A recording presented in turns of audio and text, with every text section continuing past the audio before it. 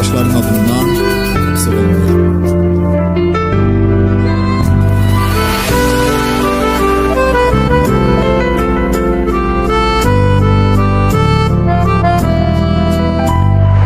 Gözünü açandan həyata temiz addımlar atıp o elə bir oğlandı.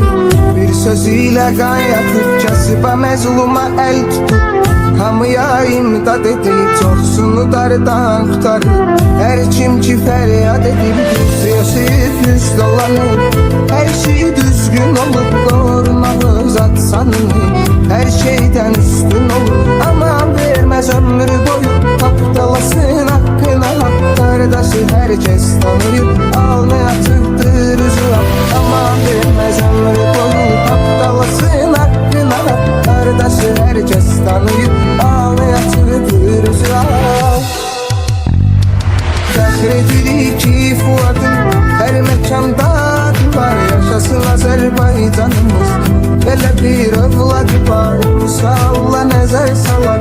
Tanrı şair sözündə açar bağlı qapıları tez. Dustaqların üzündə dəmir